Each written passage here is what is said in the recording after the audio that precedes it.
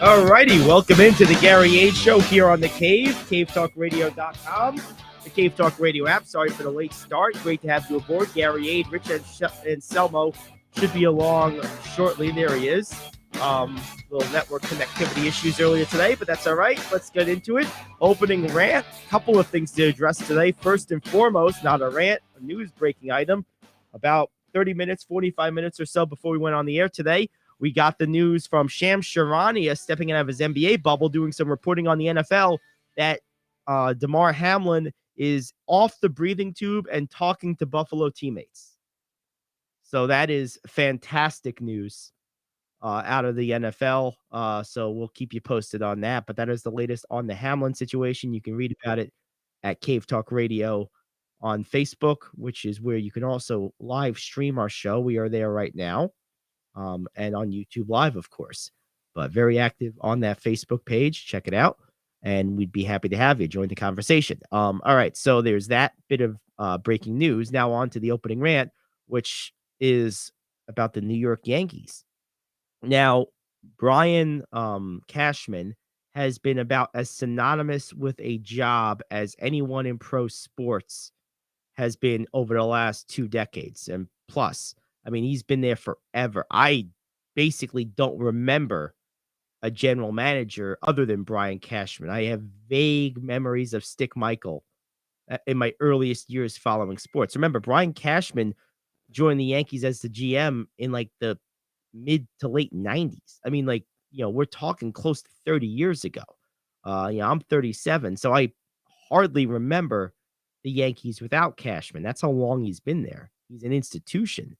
And it's like they hired in the last couple of days as advisors, senior advisors. They hired both Brian Sabean and Omar Minaya, both of whom are fairly well decorated executives and general managers in their own right, particularly Sabean, who's one of the very best, if not the best front office man of this generation. I have to tell you, Rich, that raised an eyebrow. I mean, why, if you're being hired as an advisor, let alone 2 of them, even just one of those kind of guys with that type of track record and that type of name value. That's the other thing. Both these guys, they're names that most people recognize.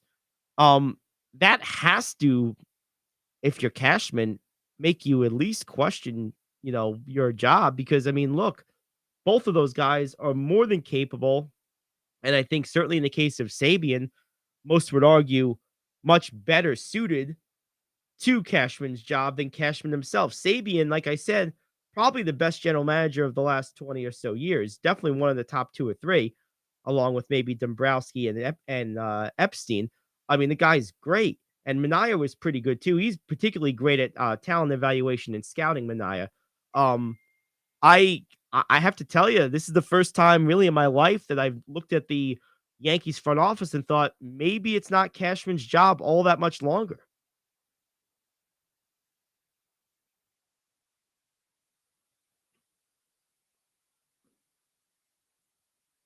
So there you go. I mean, it's a valid question. It looks like we lost Rich. We'll get him right back right now. But yeah, I mean, it's a question. How much longer will Cashman have that job? I mean, when you hire those 2 type of guys, Sabean and Minaya, they're both perfectly capable of doing that job. Sabean probably the best in the business, one of the 2 or 3 best over the last 2 or 3 decades.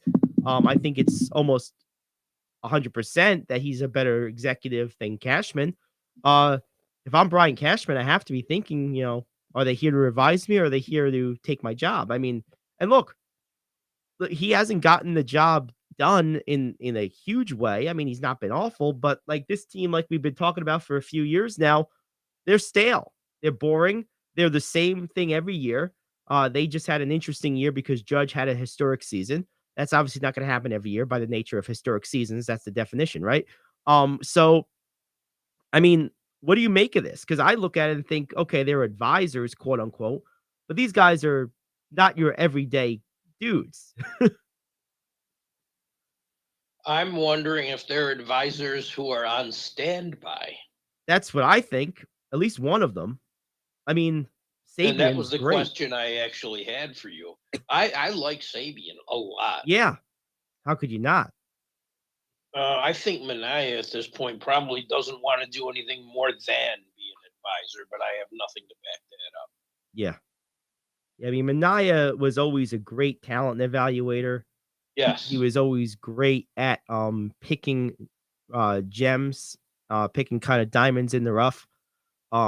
He maybe wasn't as good at the day-to-day managerial piece that Sabian excels at, but I think in general, both of these guys are fairly accomplished. I mean, I think it's pretty statement of fact that Sabian is a more accomplished, better executive than Cashman.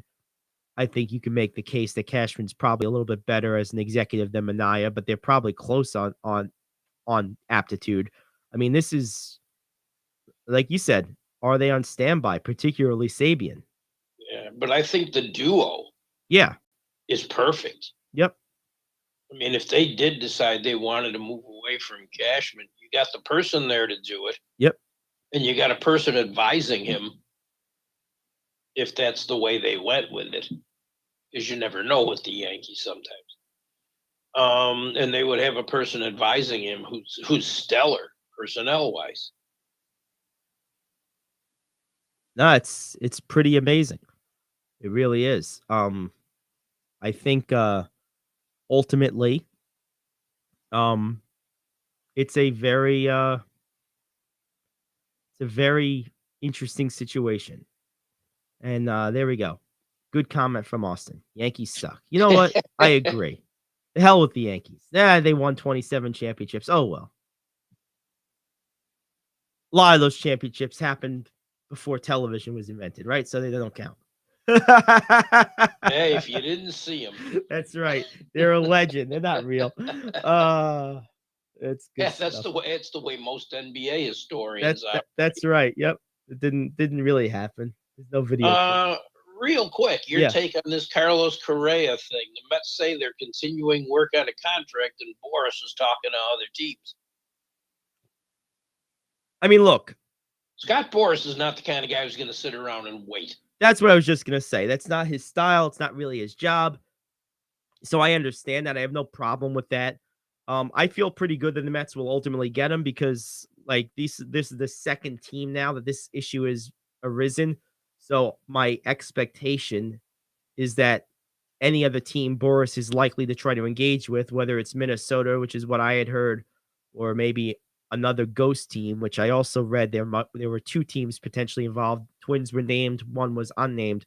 Whatever the case is, I would imagine this will be front and center in every case. And I would think that these issues would make whatever contract they are not finding agreeable with the Mets right now, whatever the specifics are, I would imagine they'll come across similar offers from other teams, probably less generous offers because the other teams don't have Steve Cohen.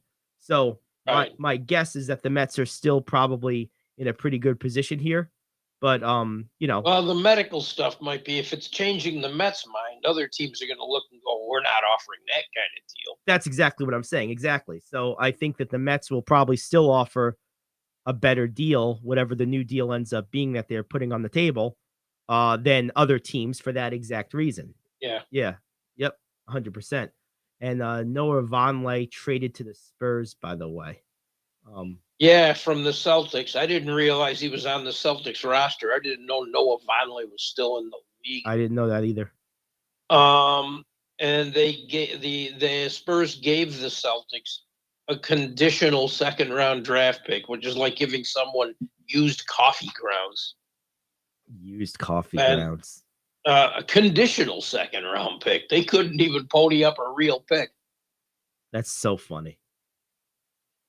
That's just so I'm sure he'll have a great impact on the Spurs.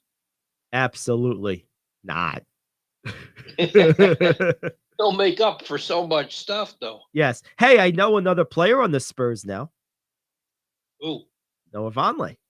Well, I know Vassell only because he's hurt. That's right. Oh, isn't that bad? Putting his name in the injury report every day. Isn't that terrible? That's so funny. All right. Well, there you have it. That's our opening rant. I know you have something on the Chris Beard situation, which we'll do on the other side of the break. We'll also get into our question of the day. We have our NFL picks today, of course, the top 5 news you can use. So a lot to get to. Back after this with information on the Chris Beard situation and Texas. Don't go anywhere. The Gary Ayd Show continues after this here on The Cave. Do you own a timeshare? Well, face the facts. You made a mistake. You made a bad purchase. A timeshare is not an investment. It's a money pit that continues forever. If you use your timeshare, that's great. But if you don't and you want to legally get out of your contract, call my friends right now at the Timeshare Exit Hotline. They're an experienced team of lawyers who help good people like you get out of a timeshare contract that they just don't want. Don't throw away your money on maintenance fees. Use it for things you really want. We can help you end your timeshare contract and stop the money drain immediately. If you're ready to move on with your timeshare, call our team right now. Cancel your timeshare now with a free call. 800-741-9557. 800-741-9557. 800-741-9557. That's 800-741-9557. If you're living with diabetes and using insulin, you know the pain of pricking your fingers over and over again. Ouch! Well, by wearing a small remote device called a continuous glucose monitor, or CGM, you can reduce the pain of pricking your fingers. If you administer insulin 3 or more times per day or use an insulin pump, call now and learn how a CGM can help you. Painless. No more pricking my finger. No finger pricks. Convenience. They delivered it free and they took care of all the paperwork. You can reduce pain right away. Plus, it's accurate, easy to use, and helps you spend more time in range. And if you have insurance, you can get a new CGM at little or no out-of-pocket cost. Call now and get free shipping of your new CGM. Plus, we'll bill your insurance for you. 800-826-5884. 800-826-5884. 800-826-5884. That's 800-826-5884.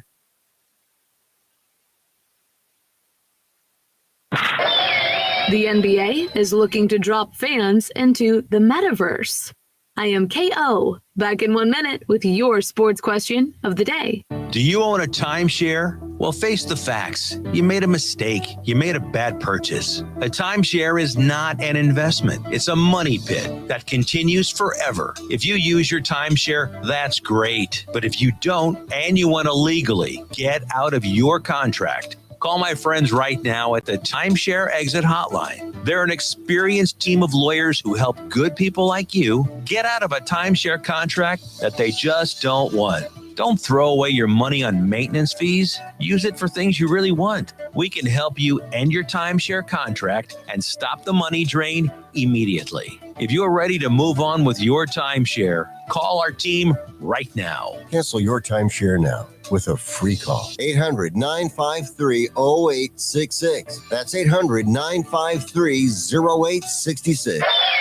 The NBA and its Players Association partnered with Pokemon Go developer Niantic to create NBA All Worlds, a new augmented reality mobile game with several similarities to the tremendously successful Pokemon Go. Niantic's senior producer Marcus Matthews told Sport Techie, "We would love it for folks to be able to use our game while they're at real parks playing real basketball." Developers say the game is designed to encourage users to get outdoors and move around. Players will be on a real court, but they will also be playing against digital characters in the metaverse. Question: would you rather shoot hoops with friends in real life, against digital players in the metaverse, or both at the same time? I'm not taking a video game to the court when I'm playing 21 and talking trash or whatever the hell's going on. What? Like I was saying the other day, some of this VR stuff I'm actually pretty cool with. We were talking about one of these questions about getting batting practice in a virtual reality setting. That's cool. But I specifically remember saying, it's almost like they heard my response and crafted the question to see if I'm consistent with my opinions, because like I specifically remember saying I don't see as big of a value for this for basketball because of the fact that it's so easy to go and get a game and just go shoot around it in any park you particularly want. So now what do we get 2 days later? Well, you want to go take VR to the real life and play real life and fake life at the same time? No, I don't. Why would you even do that? Like, I mean, wouldn't that be confusing? I mean, and not for nothing, but like, if you're out in the real world, if you've ever worn one of these Oculus headsets, one of these metaverse headsets, they're so immersive, you completely lose all perspective of your physical environment and what's around you. Like, if there's like a bench or the pole that holds up the hoop or anything else, another person, you're very likely to like trip over something or bump into something wearing one of these. Like, really, you almost need to like play these things in like a padded room, like in a wide open room, because you really lose track of like you have no sense. It's so immersive, you have no sense of your physical environment, really. Now they have the out of bounds lines that like flash or whatever, but like it's just not the same. So, I mean, aside from the functional limitations of it that I just don't understand, but like, why would you try to do both at the same time? Like the whole point of virtual reality is just to be a substitute for when you can't do the real thing. I wouldn't do it. Right. Why would you? I don't understand. I have no desire to wear a headset outside. It's like a stormtrooper. Makes you look like. Unbelievable. And it just, I mean, and I have no issue with VR. I actually kind of like it. Oh, VR is very cool. Yeah, but I'll tell you what, VR boxing will throw you for a loop because you feel like you're getting punched. It's Yikes. amazing because the way it comes at you, you feel like you're just going to get hit. And how far that technology has come in a short time amazes me. You know, it's that is No, true. I ain't taking it out to the yard, believe me. No, there's no way to do both at the same time. Not safely. Well, sometimes there's no way just to play a game of 3-on-3 for me safely. Yeah, there's that too. Doesn't stop me from doing it, but hey, there we go. All right, well there you have it. So that's the question of the day. Not a whole lot more to add to that one. Real quick, let's do this Chris Beard thing. What do you got there with Texas? Yeah, they fired him for cause. And that's really important because that means he's not entitled to any salary or buyout money from the contract he signed. It was in December. He was arrested for allegedly strangling his fiance. Now, he did something to her because he admitted it. But he said he did it in self-defense. I have a little bit of a hard time with that, but it could be the case. Right. Once something's proven one way or another, we'd know more. But if it was in self-defense, she might be a big one. Yeah. And it reminds me of a scene in, it was one of the Dudley Moore movies. Oh, Arthur. He was a drunk in the movie, and this woman said to him, you know, a real woman could stop your drinking. And his response to her was, well, it would have to be a really big woman then. And oh, that's awesome. That's hilarious. Maybe that's the case here. But Bryant's lawyer contacted the Texas VP of Legal Affairs, and he said, you know, this came as a shock. Coming so far in this process, he supports Beard's declaration that he's innocent. And he hasn't done anything to result in felony charges. Now, his fiance initially told police that he choked her, threw her off the bed, bit her, and left bruises all over her leg, throwing her around and going nuts. And he said he acted in self-defense. But she has backed off, and she has removed. She says she never wanted him arrested, and she has removed some of that. And Texas commented on that and said, "We understand that some, but not all, the reports of his behavior were retracted. It's his behavior that they consider, not whether some acts also constitute a crime."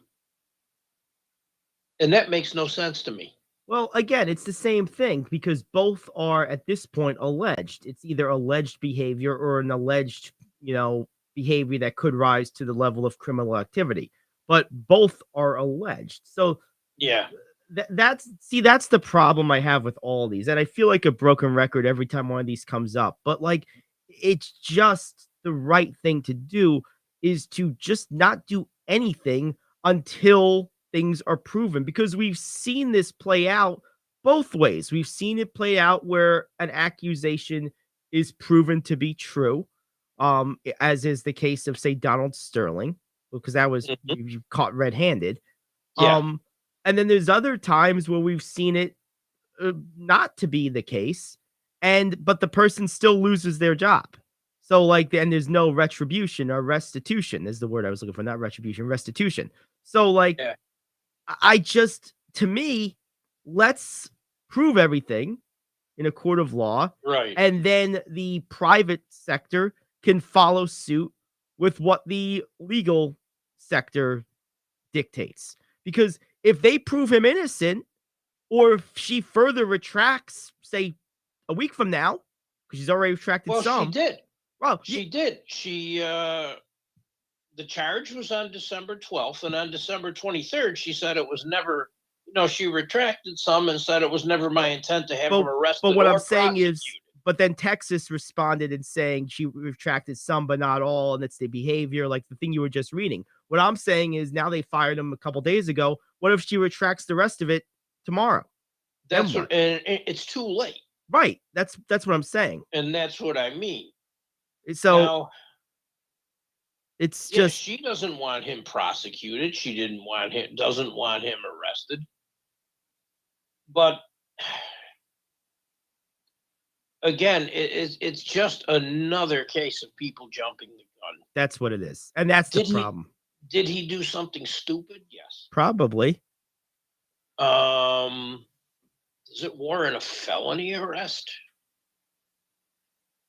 I don't know. I wasn't there. And you know what? University of Texas, neither were you. Yep. And the bigger problem. I'm tired of people taking this road and playing judge and jury. That's it. And the problem, I agree 100%. And the problem with this too is that this is the type of thing that the Texas job is over, but there's an excellent chance he never gets hired again. And Chris Beard is a relatively young guy and a great coach. Yes. And that's the issue. And what is he, 45? Is he 50 yet?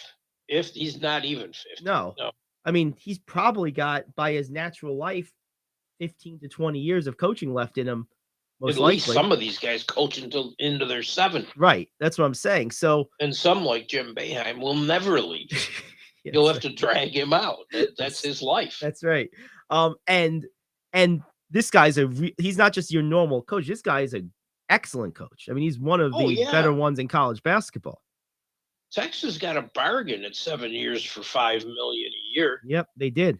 And he really, really took that team far in that first year, which is why his lawyer said, they were so shocked. Right. And this is the number 6 team in the country. All Beards are elite. I agree. Beards are wonderful. Oh, yeah. Couple other things in the comments here. NBA fan voting is disgusting. Andrew Wiggins currently has more votes than guys such as Shai Gilgeous-Alexander, Devin Booker, and Paul George. The last two because of injuries, whatever. But Wiggins has been out a lot too. SGA, that's a criminal offense. You talk about a felony. Maybe Chris Beard didn't commit one. NBA fans definitely did here by voting for Wiggins over SGA. That's a definite felony of logic. I mean, SGA is a beast. I agree. I mean, look, I understand why they let fans vote because ultimately it's a game that doesn't really matter. But like I don't. I never but have. the optics of it are just horrible. I mean, I saw Derrick Rose in like the top 10 or something among guards. He barely plays. What does he average? 6 points a game. He plays what, 18 minutes a night, if that? Like, come on. I've seen guys out all year get voted to starting positions. Yes. I wish fan voting would be eliminated. It's obvious they have no clue. Yeah, they're voting based on nothing. I mean, and I mean, why even bother? the first time I remember noticing this was like 20-ish years ago, 15, 20 years ago when Yao Ming, who hadn't played all year, was the largest vote getter by like millions because of China. And Well, yeah, but like if you're we not have 340 million people, they have over 1 billion. yes. But if you're not playing, you can't be an all-star. I mean, ultimately, the thing I was looking at the NHL ballot today, and if guys are long-term injured, they're not on it. right. And there's a lot of guys on the NBA ballot that shouldn't be there. They shouldn't be there, right? I wonder what do you think would be a reasonable cutoff? How many games should you have had to have played by the time Need to have voting played starts? at least 2/3 of the season, at Okay. least. Yeah. Okay. I'll say 75% Yeah, between those. Yeah, by the time the balloting opens up. Right. Yeah. Okay. Yeah, I think that's fair. But there's no such threshold right now, is there? No, there's none. Yeah. There's none, and all these people are on a ballot.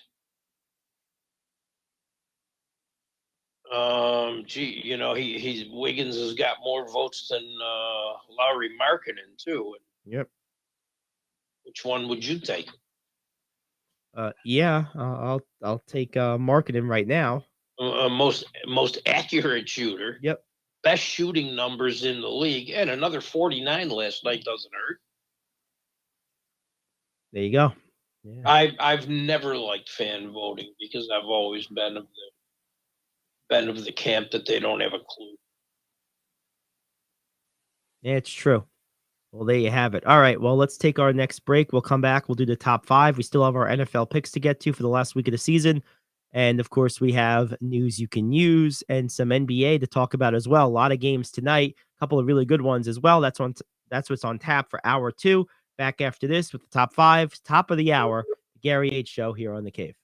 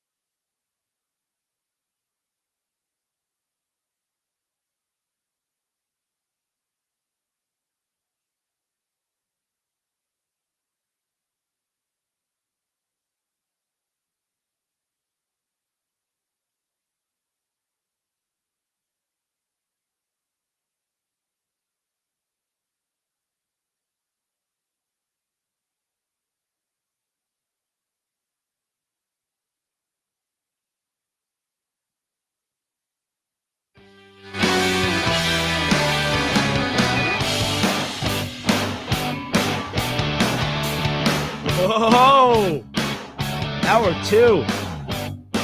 Always a fun time. That first hour. Oh, yeah. Well, that's right, because there's about half an hour. Right. Well, good stuff. Top of the hour means top 5. Let's close out the week strong, Jack George. Here we go. This is the moment we've all been waiting for. It's time for King Talk Radio's Top 5. All righty, what do we got? Jack George always closes out strong. By the His way, top 5 is up to you to close out strong. yes, that's right. By the way, shout out to Jack, who is a personal friend of mine. He recently completed, I think it was his 1,500th show. Wow. So pretty That's amazing. Pretty amazing stuff on nearby station WPDH, which is a classic rock station. Yeah, I think 1,500 pretty recently. So, Jeez, I might be not that far off of that. you never know. Oh yeah, he and I need to talk. Yes. All right. So what do we got today? Okay, we talked briefly yesterday at the end of the show about the nominees for the Pro Football Hall of Fame. Oh, by the way, it was I very much undersold it. I thought I was. That's why I went to look it up. It was 15,000. I am nowhere near him. Yeah, 15,000. Yeah. Okay. So pretty epic number. That's like 30, 40 yeah. years worth. So Yeah. 15,000 shows for Jack George. And counting. I'm not worried.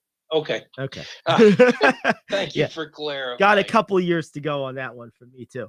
All right, what do we got? So what are we doing for the top 5? Okay, I can give you the full list of 15. I want you to give me the top 5 that deserve to go. For what? All 15. What? 15. The top. I didn't hear what you said. What the topic was? The top 15. There's a list of 15 guys Okay. nominated for the Pro Football Hall of Fame. Got it. Okay.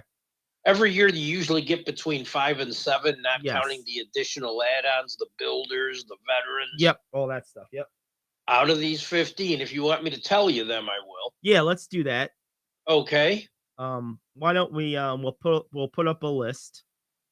And we can do it that way. I'll start the list. Okay. Darrelle Revis, Definitely got to be in. Joe Thomas, Ditto. Willie Anderson. He was good. He was very good. Yeah, he was very good. I mean, I'm guessing everyone on this list was because that's why Right. they're here. But you got to make cuts Torrey somewhere. Holt, Same thing. Pretty awesome. But Reggie Wayne. I think he's more worthy than Holt. I do too.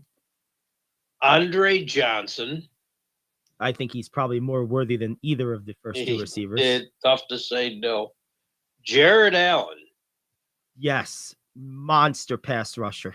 Monster. DeMarcus Ware. Yes, easily. No question. Dwight Freeney. Yes. I didn't realize he played 15 years, which Yep. immediately moved him right up Yes. for me. Albert Lewis. Pretty good, but He's another one that played 15 Yep. years. Yep. Rondé Barber, same. Yep. Devin Hester. Mm-hmm. Zach Thomas. Great linebacker. Patrick Willis, who only played 7 or 8 years. Didn't do it long enough. And Darren Woodson. Yeah. Hall of very Out of good the for him. 15. Yeah, there's a lot of those this Yeah. year. Out of those 15, give me your top 5. It's going to be agonizing to get to 5 from 6. If this was a top 6, it would be easy. Because the guys, for me, the no-brainers are Ware, Thomas, Revis, Allen, those 4, without a doubt. I think Andre Johnson really is deserving.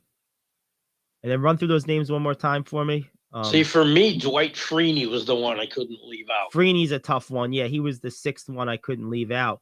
So that's like, to me, that's 6 right there. It's hard to narrow that by 1 because I think Freeney, and I'm splitting hairs here.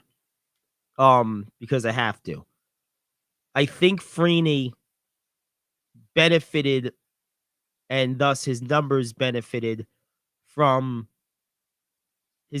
from usually being fresh because he played most of his career with Peyton Manning. So there weren't a lot of 3 and outs, and there weren't a lot of times when the defense was like having to play too many minutes because the offense was so good.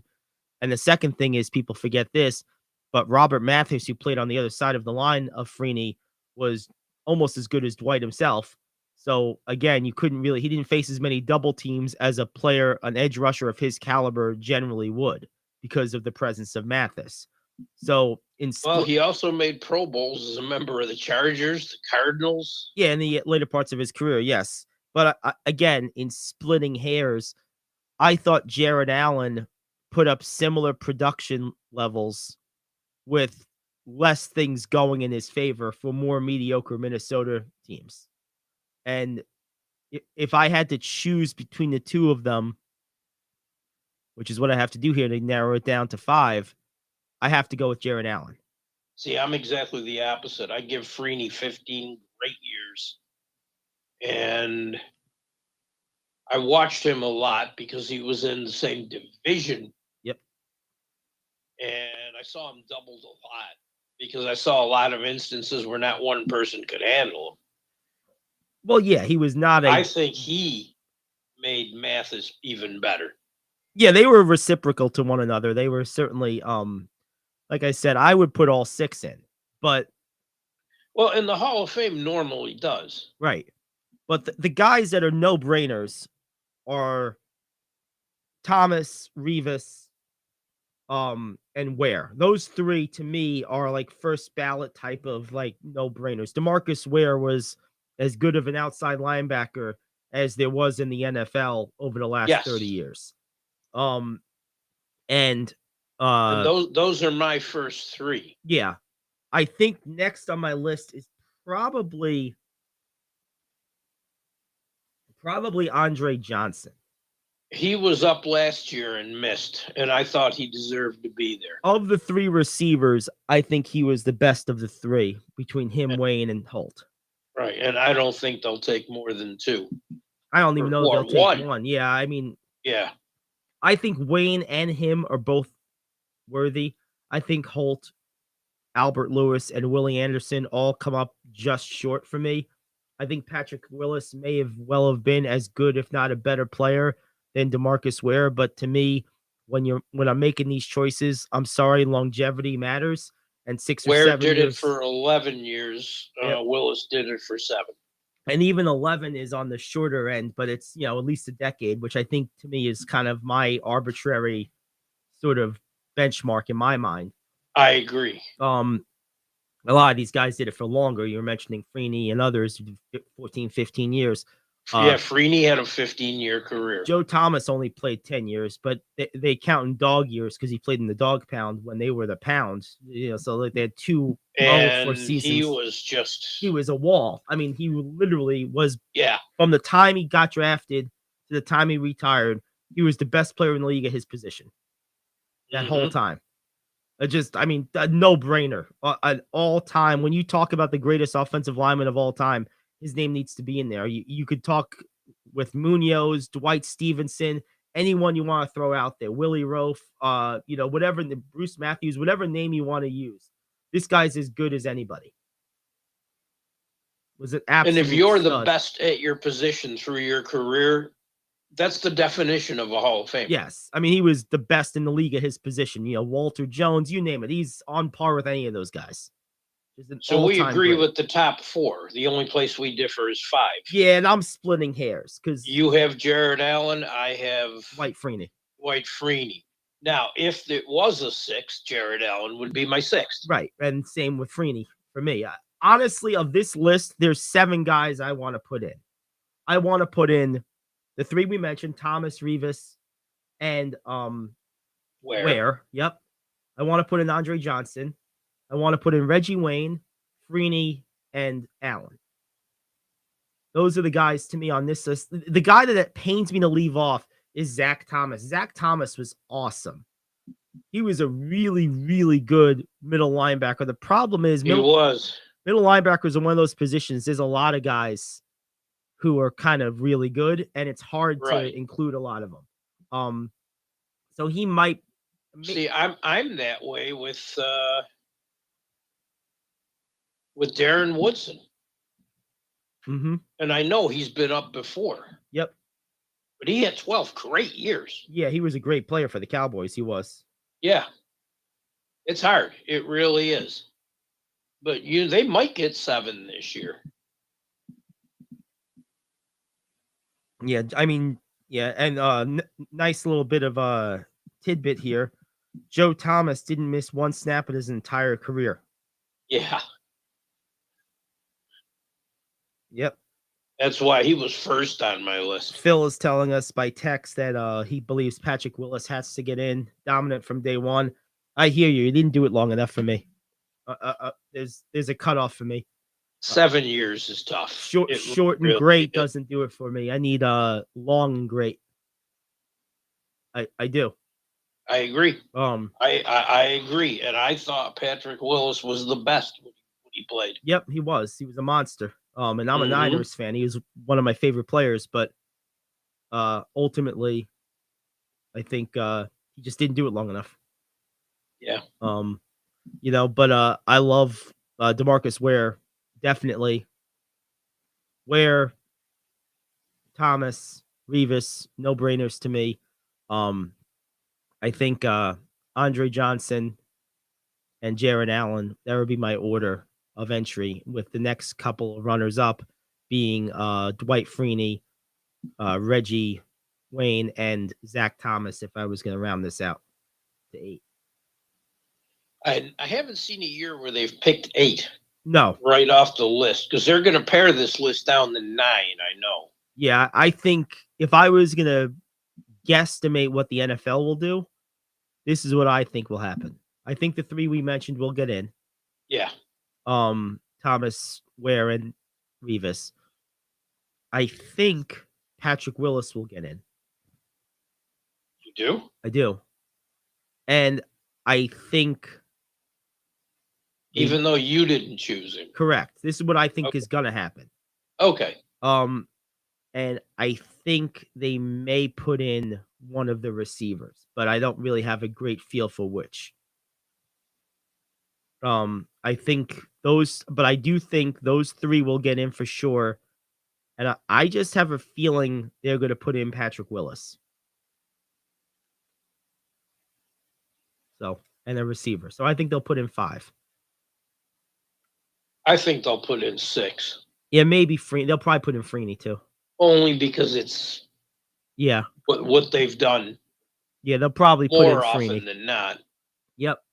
They'll probably put in Freeney. I have seldom said yes to someone who didn't play 10 years. I wouldn't have an issue with Patrick Willis the same way I didn't have an issue with Gale Sayers. But players like that are few and far in between. Yeah, see, I also think the longer we go into NFL history, I think there's an advantage to coming around in an earlier time when there was less history behind the league. Like, I think that you use Gale Sayers as an example. He's probably the best example. If Gale Sayers, instead of playing from whatever it was, 1960 to 67 or whatever it was, if he played from, say, 2010 to 2017 and had the exact same career, was the exact same guy, I don't think he gets put in because there's that many more great running backs that have played in that 50 years since. So I think it's harder now than it was 30 years ago, 40, 50 years ago or more to put in a guy who didn't play as long, because there are going to be, just by the nature of time, there are going to be more guys who achieved similar things and played for longer periods. Well, I can give you another edge to that sword. Okay. I think with the advances in medical technology, then Gale Sayers would have played a lot longer. It's possible. Although, to just make this a trifecta, just because why not? Let's make it messy. It's a hell of a big sword. It is a hell of a big sword. It's more of like a nunchuck. We got moving parts. Yes, that's it. But No, I mean, if you look at the trend, though, the trend has been to shorter careers because people are afraid of long-term injuries and blah, blah, blah. So even though the medical science has advanced to allow for longer careers, the actual trend has been shorter careers. Yeah, but I don't think Gale Sayers wanted to quit when he did. No, probably not. But yeah, so because he was at his peak. right. Yeah, I just think that And he also returned numerous punts and kickoffs for touchdowns yes. too. And He that did it all. There's no way I'd ever take him out. and that brings up a good one, which is Devin Hester. We haven't really talked about him much. You mentioned him when you were given the list, but that was kind of it. He's a tricky one because it is a comparatively smaller part of the game, but during the years he played for most of his career, it was still a significant part of the game. Now it's almost irrelevant with the touchbacks and everything. But Yeah, when he was a weapon, though. when he played, he was a weapon. When he played, it wasn't irrelevant, and he was easily the best ever at returning kicks. Him and Dante Hall, those two. Oh yeah. And maybe you could put Jermaine Lewis in there as well. But Devin Hester was on a different level, and to me, He was. that's an argument you can make, like, of your peers, of the guys who did what you did. Do you have anyone, like, there's no one to compare him to? He's one of one. So with that argument, he gets in, but the overall value of the role that he so dominated bears into question, is it worth including in that exclusive fraternity? And that's a tough one to answer. That's the Steve Tasker situation over and over. The same thing. Right. But the problem is, would he be as important in the game today?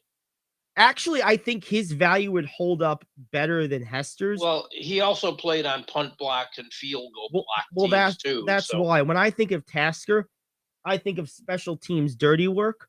I don't think of kick returns. And kick returns, at least the way Devin Hester did them, mean touchdowns. Right. And mean points. Tasker's role is harder to I think he has a lesser argument than Hester, but I think ironically, if he were to play today, his value would hold more of its water, because some of those things still happen, particularly on punts. Yeah. You know what I mean? Yeah, and Devin Hester didn't play on punt block teams. Right, exactly. So they're different field goal block teams. Right. They're completely different types of special team players. Tasker was basically a gunner, and Hester was a return man. Yeah. Very Although different. Hester with punt returns would still be important. Yes, he would with punt returns. Yeah. Kickoffs, not as much. No, because they almost don't exist anymore. Yeah, it's tough. He's the toughest one on this list for me. I probably put him in as like the last of a breed. Like he was the last one who's going to be like a legendary kick returner. That's not going to exist anymore. He's the only one since Gale Sayers. Right. I mean, you throw in Dante Hall. For my money, those two are on a different plane. Dante Hall, to me, for about a 3 or 4 year stretch, was pretty much must-watch television. See, both of the other two did it longer. So and better. But I wouldn't put Hall in the Hall of Fame, but I think he was the other guy of more recent times that made a name for himself returning kicks. But man, Hester was just he was he's the best ever at it, without a doubt. Yeah, he was his own. Yep. He's his own category. Yes, he is. So I'd probably put him in too. And I don't know if the NFL will, because they've been stingy with kickers, punters. Right. They've never really acknowledged special teams as much. Which is understandable because of the argument I was just making. I totally get that. Yeah, but the guys they could have acknowledged through the years had bigger roles. Yeah, but even when the role was larger, it was still decidedly smaller compared to an offensive or defensive player, but just by the nature of the sport. Right. So it does make it harder to quantify, and if you're gonna err, I'd rather err on the side of less of these guys than more of them because of that. Now, that said, I would like a poll of coaches and see how many of them had the game plan for Devin Hester. They had the game plan for him. Maybe he should be there. No, Hester, I was just going to say, with all of what I just said Hester needs to be one of these exceptions. He belongs there. Just the same way Adam Vinatieri is going to belong there. Right.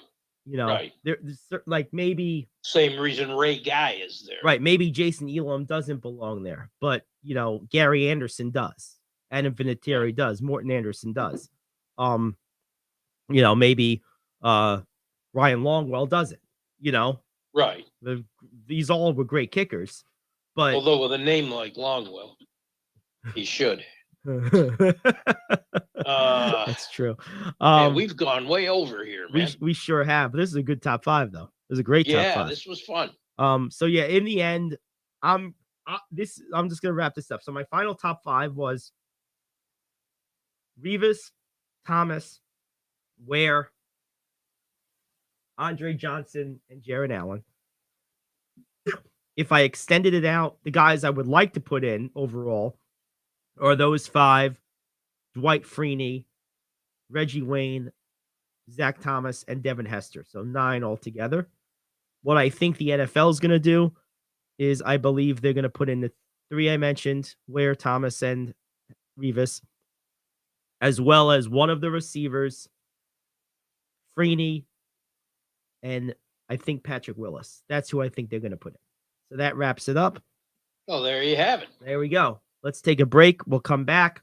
We'll do our NFL picks, and then we'll close out the show with some news you can use and things to watch over the weekend. A lot of good NBA basketball. So besides football, there'll be some good NBA. We'll talk about that as well. Got about a half hour to play with. Back after this here on The Cave. Do you want to save money on your next flight? Then pick up the phone and call. That's right, call. Because the best prices are not online. They're with SmartFares. See, SmartFares has special deals with the airlines. When they have unsold seats, they use SmartFares to fill them. So you get airline tickets at crazy low prices. They have access to great prices and discounts at over 500 different airlines. Plus 300,000 hotels and rental car companies. Their prices are too low to publish online. With the extra money you'll save, you can book another trip or treat yourself to dinner or shopping. So stop searching all of those travel sites to find the lowest price on your next flight. Let one of our SmartFares expert travel agents find the best price for you. Call SmartFares today and get ready to see the world with a fat wallet. 800-370-2460. 800-370-2460. 800-370-2460. That's 800-370-2460. Come on, you watch the news. Be prepared to pay more taxes. Then if you owe back taxes or haven't filed in a few years, get ready. The IRS, the largest collection agency in the world, will be coming after you with the power to collect taxes by any means they want to. Hey, they can freeze your bank account, your passport, even padlock your business. Oh, good times. Look, if the IRS claims you owe them $5,000 or more in back taxes and they're coming after you, don't panic. Call my friends at Get a Tax Lawyer first. Their job is to negotiate with the IRS and save you money. They're experts at it. That's all they do, and you can trust them. In some cases, they have reduced a $50,000 tax bill to less than $1,000. If you owe the IRS $5,000 or more in back taxes, call now for a free consultation. Call 800-649-8617. 800-649-8617. 800-649-8617. That's 800-649-8617. All righty. For the last time this regular season, week 18, let's do our NFL picks. And there's, as we went through it yesterday in detail, there's a lot of games that mean a lot of things for playoff seeding today. So this weekend. So this should be a lot of fun this week. There is. Let's start with Saturday games. Chiefs at Raiders. The team I want to win is not the team that's going to win. I'm going KC. Probably not. Yeah, you have to believe with everything riding on it, Kansas City is going to find a way to win this game. But wouldn't that be so interesting if somehow, some way the Raiders pulled off the upset? That would put a big fly in the mayonnaise jar, wouldn't it? I think that would just be hilarious. And why not? Just the way the rest of the end of the season is gone. Why not just make it even more confusing just for the fun of it? But no, I think it's hard to imagine Kansas City not winning this game. Titans at Jaguars. This one's anyone's guess. I don't know the status of Derrick Henry. Is he playing? Let's see. I heard he's quite doubtful. Derrick Henry. I'm gonna look it up real quick. Because to me, if he's playing, I think they can win. If he's not playing, I don't think they win. Let's see. Derrick Henry rested, prepared to get that W. All right. Titans Derrick Henry looks like he's going to play, it looks like, according to NBC Sports from yesterday. Let's see. Titans rested running back Derrick Henry increased the chances he'd be 100% for Saturday's AFC South title game. Looks like it's going to plan. Henry. Really? Yep. So I got Tennessee. Okay. I am Henry. taking the Jags. Okay, yeah, I still think the Jags can win this game too, but I'm taking Tennessee with Henry in the fold. I think that they get the job done. Oh, I have this under not yet scheduled. Ravens at Bengals. Because at the time I wrote this, yes. it wasn't on the schedule. While I think it's going to be an emotional boom for Buffalo, I don't know that it'll have the same impact on Cincinnati. And this game means in some ways more to Baltimore than to Cincinnati. So I think Baltimore is going to give and have their best. I think Baltimore wins this game. You're going Ravens. I'm going Bengals. Mm-hmm. Okay. They're at home. So we got two games with no Lamar Jackson. That worries me. But they have a lot to play for. The Bengals want the division win. Yep. So do the Bengals. They want the division win in a home playoff game. Because if they go to the AFC title, it might not be played at home if they had a chance. Right. This thing's a mess. Buccaneers at Falcons. This game's meaningless. It is meaningless. You know what? I'm going to go with the Buccaneers just because they've been playing better. I did as well. But because it's meaningless, do they play Brady and company? I don't know. That's the thing that makes that game weird. But I'm still going with the Bucs. I think they will, only because these guys need the reps. Yep. Okay. Patriots at Bills. I think this will be a boon for Buffalo, especially listening to Allen this morning say, "Oh yeah, the team to a man wants to play," because Hamlin's father reached out to them and said he wants you to play. Yep. And I think they're going to be ready. Yeah, I think so too. I think it's going to be a tough one to overcome for New England. I think the Patriots are in trouble here. I think they're going to run into an emotional buzzsaw. Yeah. Vikings at the Bears. Oh God. No quarterback, no win for the Bears. It's hard to envision the Bears winning. Yeah, I got to go with the Vikings. Texans at Colts. Ugh. Texans at Colts. Oh my God. Yummy. Do they have to? There's so many games that are meaningful. Don't just let it go.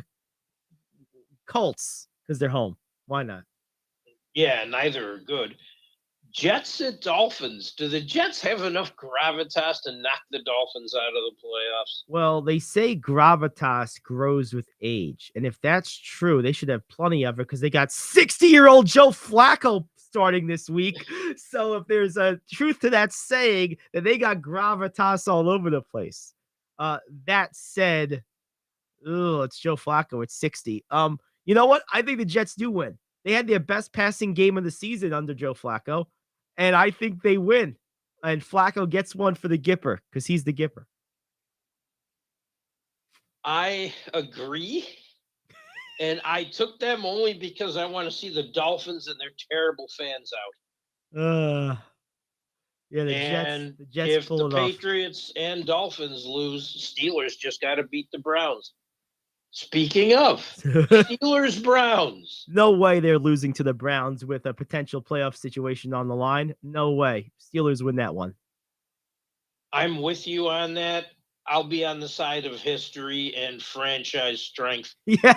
before the Browns. Yes, absolutely. Another who cares game, Panthers at Saints. Oh yeah, exciting. I'm going with the Panthers. They won a bunch of games late somehow, and I think they finished the season with a W. I got Carolina in this one. I actually kind of want to see Sam Darnold do this. Yeah, why not? Let's do it. Okay, the 4:00 game, Giants at Eagles. Ooh, this is Jalen good. Hurts is available. This is juicy, man. I'll tell you this. Now the Giants are in, so Giants are in no matter what. no matter what. Eagles are obviously in no matter what, but they do have the division in play. So because of that, I think the Eagles have a little more to play for here. The Giants are kind of locked in where they are. I Yeah. think the Eagles are the better team. They got a little bit more motivation. Hurts is available. I got the Eagles, but I think this will be a good game. I think this will be, I'll make it this prediction. I think this will be the most well-played game with the least peaks and valleys of the week. I think this game will be a consistent, solid football game, close throughout, but I think the Eagles win by somewhere between 6 and 10 points. I think this might be one of the best games of the week. I think so too. Okay. You're taking Philadelphia? Yes. Yeah, okay. Something that's not going to be one of the best games of the week, Cowboys at Commanders. Oh, the commies coming to town. Oh, man. No, actually, the Cowboys are coming. Oh, the Cowboys are visiting Red Russia. Oh, baby. It's not that far off. It is Washington, D.C. after all. I gotta go with Dallas. I mean, look, they have a little something, quite a bit to play for. The commies stink. Dallas is winning this game. Come on. And Dallas does have something to play for because they're playing at the same time, which I think is cool. The same time as Giants Eagles. Yes. So they're not going to know. And depending on what happens, the Cowboys do have a path, albeit a convoluted one, to the division title. Yes. So, but if the Eagles win, there's none. Well, there's none, right? That's what I mean. It's convoluted. The Right. Eagles have to lose, and they have to win. And I think there was one other thing that had to happen too. It's another interesting game. Not interesting. Chargers at Broncos. Ooh. Chargers have anything to play for? Or are they kind of locked in where they are? I think they are. They're pretty well locked in, I believe. But the thing is, like, you don't want to lose to a team like the Broncos. Like, that's just a bad look. They are a division opponent, and you just don't want to lose to a team that is that bad. So I think just based on pride, I think they'll play some guys this game and try to win. What would be interesting is if this game is like still undecided in, like, say, the third quarter, do they just, not play the guys in the second half because of what you said? I don't know, but I think they play them. I think they come out and try to win the game, at least in the first half. I also think you want Herbert and these receivers sharp. Yeah, I agree. None of this half game. Yeah. Ask Peyton Manning about that. Yeah, it didn't go so well for them. He hated that. Yes, he did. Rams at Seahawks. Ooh.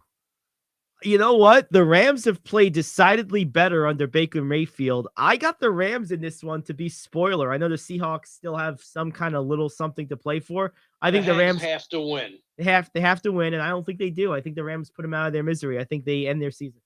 I'm going with the Hags. All right.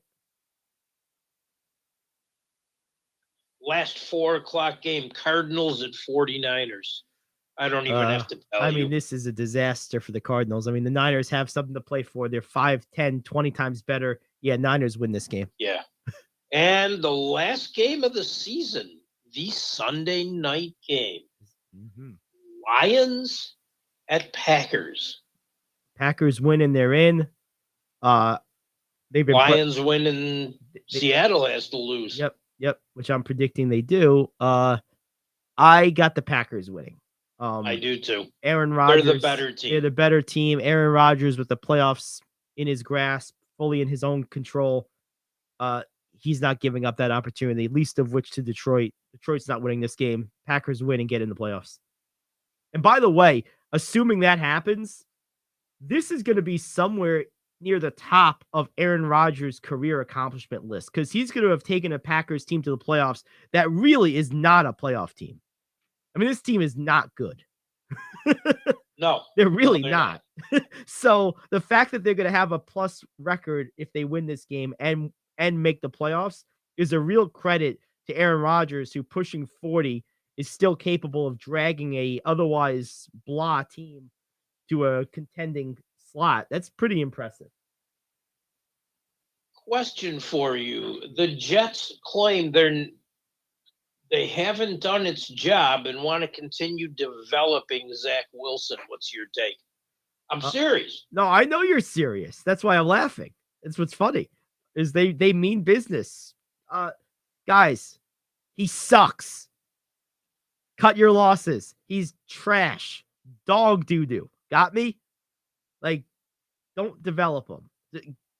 And not for nothing, you guys aren't exactly known for developing quarterbacks. There's that too. So even if you think, well, he could be good, well, he's not going to be good under you. Like, it's just not going to happen. No. Let's move on from Zach Wilson, please. Although I understand why they're taking that approach, because they did invest a huge pick on him just a couple of years ago, and I know he got like a little bit of a cult following, but Mike White's a backup and Joe Flacco's 80. So, like, right. I understand why they don't want to just give this guy up, because, well, they don't exactly have a lot of great choices. I agree. Like, let's not get carried away with Mike White. Mike White is a backup quarterback. Right. He's Colt now, McCoy. Unless they draft someone. I wouldn't do that either. And not with their history and how recent Wilson of pick is. If I was going to go away from Wilson, I would make sure I got a competent player a veteran stopgap in free agency, because I think other than this major bugaboo, they have amount of positive momentum and a lot to look at as good going into an offseason for the first time in a decade. And I think that's why I would be inclined to go with a veteran stopgap for a year or two to keep that momentum going, and then give us a chance to really consider the long-term future at the position. Because I do think a competent middle-of-the-road game manager veteran type is enough for this team healthy next year to be a playoff team. I do believe that. So, and they admitted that was their mistake, is not bringing one of those in when they drafted Wilson. Right. Giving him a chance to learn how to be a pro. Right. Which he obviously needed some lessons. Yeah, just couple, one or two. I would be on the lookout for like a veteran guy, who's still got a little game in him. Like, if I could find someone like an Andy Dalton, or a Nick Foles, someone of that type, that would interest me. If Foles has so much game left, why can't he play? Yeah, I don't know. You know what would be really interesting? Carson Wentz. Oh, jeez. It would at least make for a good dumpster fire debate all year. That experiment's long failed. Let's move on, shall we? That would just be a great story to talk about all year between him and Zach Wilson. Who could shit more? Wilson's at least a kid. Yes. Who needs to learn to, 1, grow up, and 2, how to play the position. Yeah. Wentz has already had all this opportunity. Yeah.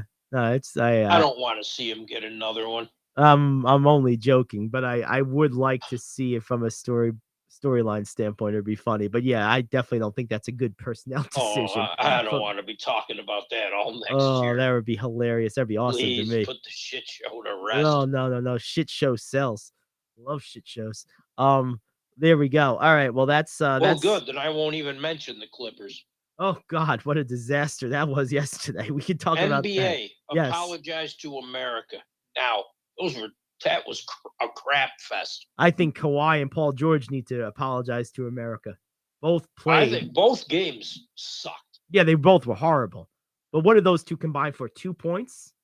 They only played like 16 minutes. Kawhi had 3, and I think George had 5 or 6.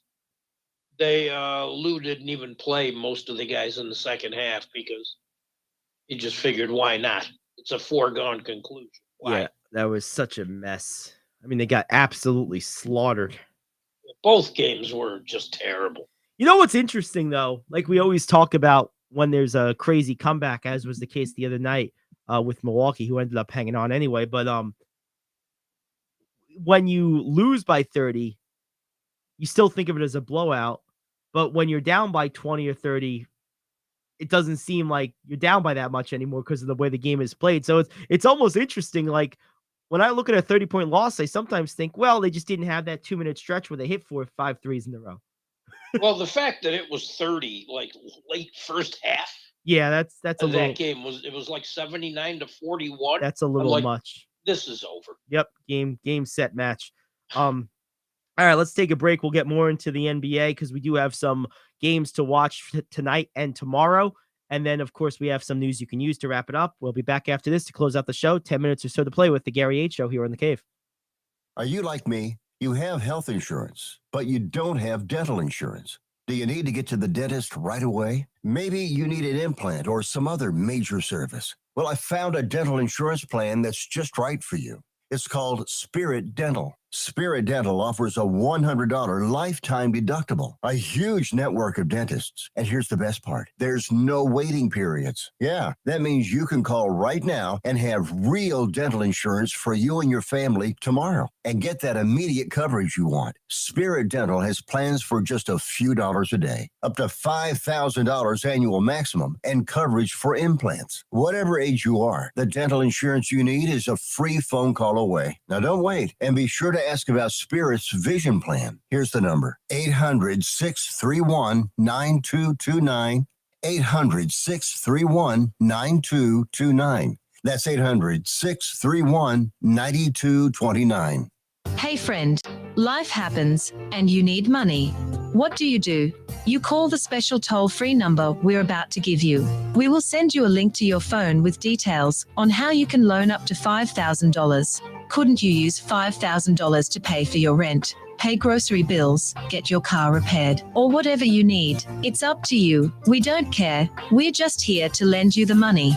And we'll lend people money with good, bad, or no credit at all. Of course, some terms and conditions apply, and you'll see those on the link we're going to send you. So if you need up to $5,000 maybe as soon as the next business day, call this number right now. We will text you a free link with details. Paid for by Money Mutual. Call 800-586-7112. 800-586-7112. 800-586-7112. That's 800-586-7112. All righty, so there we have it. We got a lot of NBA games tonight, 11 in fact. A couple of them quite enticing. I think taking a look through these, Rich, I think my favorite of the bunch on a quick scan is probably it would be Brooklyn and New Orleans, but with Zion and Ingram out, I think that game's going to lose a lot of luster. I think Cleveland and Denver is the best game on the docket tonight. I think that game's going to be really, really good. That's the one I want to see. Yeah. I'm also interested in New York and Toronto. I think those teams are pretty well evenly matched. I think the Knicks are a little bit better, but I think that's going to be an interesting game. I do too. Clippers, if they can wake up against Minnesota, have a chance to get well. I'm not putting money on that. Miami and Phoenix could be a real bore. They have the same record too. They do. Believe that. Yeah. But this Cleveland, I wish New Orleans was healthy because that game would be awesome. It would, but and that's the game I would have wanted to see. Yeah. I still do. But yeah, but without Ingram and Williamson, it's hard to imagine New Orleans having enough firepower to keep up with the recently surging Nets. Right. Absolutely. But that Cleveland-Denver game, let's focus on that for a second. When you look at this, Cleveland is not a good offensive team, but they are an elite defensive team with a go-to late scorer. And they kind of have that Milwaukee model going. They're better defensively than Milwaukee.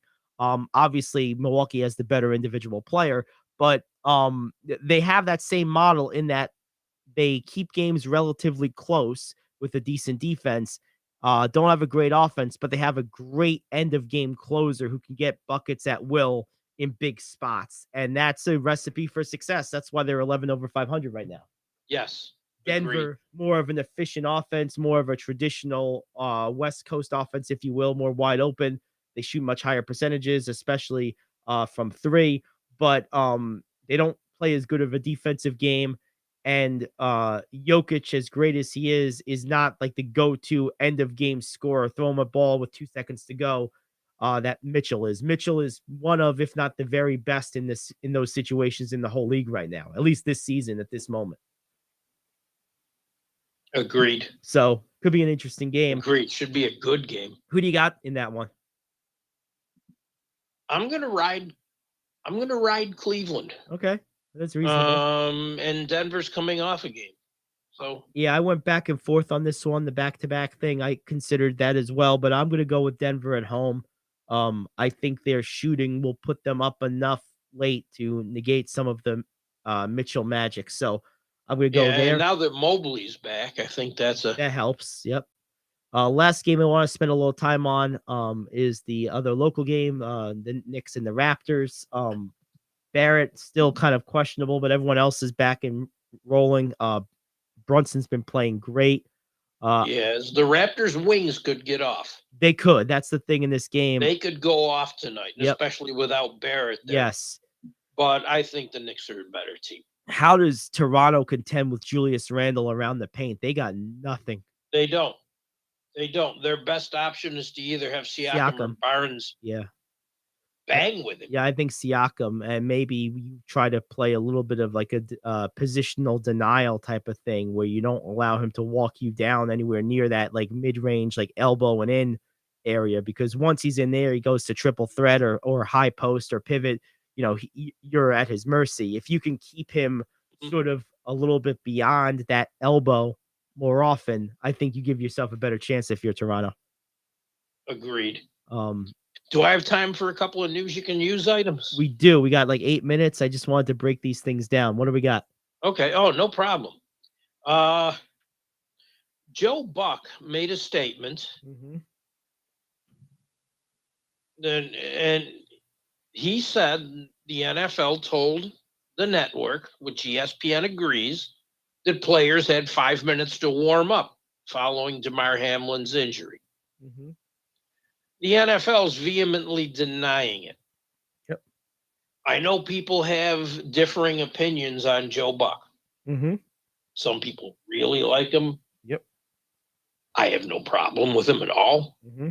Some people don't. But one thing I know he's not is a liar. And the NFL's denying this. Many people have said it happened. Joe Buck's a pro with a really good reputation. Mm-hmm. Joe Buck said the information came from the ESPN rules guy, John Parry, who was on the phone with the league. And of course, the NFL's denying it happened. Mm-hmm. Joe Buck, like I said, no matter what you think of him, is an honest man. Yep. The NFL are a bunch of lying liars who lie. I'm with Joe Buck on this. Yeah, I think this is very possibly something that was incredibly fluid that changed within moments of him saying that and or right before he said that, right after he got the information. I think both parties can be right here because I think this was such a fluid, dynamic, unusual situation. I don't necessarily think the NFL went to the extreme of we're going to play this no matter what. I think they were probably initially thinking, well, maybe this isn't going to be as bad as it was. And then I think this type of thing could have easily played out where seconds mattered and he got the report 1 second, passed it on 60 seconds later. And in that 60 seconds, the whole dynamic changed. I think that's very possible in this case. I disagree because some of the Bengals players started warming up. Well, no, I'm saying, I'm not saying that wasn't initially the directive. But what I go by people's reputations, and I don't have a problem with the NFL's reputation or Joe Buck's. Like to me, I don't have a problem with the NFL. I trust their judgment. I think they're a well-run league, and I think this was very likely a dynamic situation. I tend to think liars who lie. I tend to think neither side was really wrong here. And like I said, the day after it happened, I wouldn't have even had a problem had they chosen to finish the game. So I would have, so I certainly most can't. Reasonable people would have. I certainly can't. But that's not the discussion I want to have. I certainly can't have a different opinion on on whether or not the NFL was trying to play the game or not. I can't be mad at them for wanting to try to play the game. Well, then why lie about it? That's my point. I don't think they did, is my point. I don't think they did. I do. You're still denying it, please. Well, spare me. They probably didn't. Then Joe Buck's a liar. No, I don't think either one's a liar. Like I said, I think this is probably a very dynamic situation. Well, if one says one thing and the other says another, and it happened, somebody's lying. But what I'm saying is both things could have happened. They could have been, when Joe Buck got that information, I have no reason to doubt that it was accurate. But I also have no reason to doubt that 30 seconds later or 60 seconds later or 2 minutes later, it wasn't accurate anymore. I think both sides are telling the truth. I really do. We'll agree to disagree. Former NFL running back Peyton Hillis is in intensive care after saving his children from drowning. We wish him well. That's crazy. It happened in Florida, and there was just no time. He had to make a split decision, and he made the right one, in my opinion. Well, yeah, of course you're gonna. I mean, that's probably an instinct more than a decision at that point, I would think. Yeah, I don't know anyone who wouldn't have done the same thing. Yeah, right. I mean, that's just an instinct, of course. Yep. All right. What else we got? In the wire, we still discussing this category? Le'Veon Bell's out there taking shots at Adam Gase. Let it go. We know what he was. We know what he is. The worst coach I've seen in the NFL in, I think, my lifetime. And he's unemployed. Yes. And maybe more to the point, unemployable. Yeah. And Le'Veon Bell, I don't know why you want to be in the news so bad. Your time's up too. Yeah, that's true. Both out of the league. Yep. Props to Jack Eichel coming back from an injury and getting a Tom Servo hat trick and 2 assists. I like that. You know it's going to be a bad night when you're calling a goalie to come out from Utica because the guy that was going to play got hurt before the game. So Schmidt had to step in for the Devils, and they lost. Okay. No big surprise. How far of a drive is it from Utica to the island? Probably about 5 hours, maybe 6 hours. Okay. So, in fact, he got there to start the game. I'm impressed. Speed racer style. Can you imagine Yeah. Driving like Speed Racer and then having to play? It's like you got no chance to calm down. All right, we got time for maybe one more. Okay, something interesting. The Dodgers have until today to decide what they're going to do with Trevor Bauer. I mean, look. They have to make a decision by the end of the day. It's a deadline. I don't know why. He was reinstated. Right. I'd be surprised if they kept him, but I'm disappointed that they're likely not going to. Like I was saying to you, I think privately the other day, when you've done your time, it's time to move on. He's done his time, and it's still kind of questionable as to whether he should have or not, but whatever, that's under the water under the bridge. He's done his time. He was reinstated. The fact is he's a really good pitcher, and this is a team that has a tendency to choke in the playoffs. Like, I think they should keep him, but I would be shocked if they did. Someone's going to get a good pitcher on a discount. That I can tell you. Yes. Well, when they reinstated him, his suspension went from 324 games to 197. Yep, which is time served because he's already basically served those games. Yeah, I mean, and there's, a lot in there with the sexual assault allegations, but police department said he's not facing criminal charges. Right. There you go. So, and they suspended him after that. Right. Yep. That goes to what we were speaking about before earlier with the Chris Beard. It's a similar situation. Oh, there we go. All right. Well, that makes no sense. It makes no sense. So we'll see how that plays out. We'll probably have an update on that by Monday. So we'll let you know. Until then, enjoy the NFL last week of the year. We'll see how the playoffs shake out. And we will be back on Monday to talk about it. The Gary Ayd Show here on The Cave.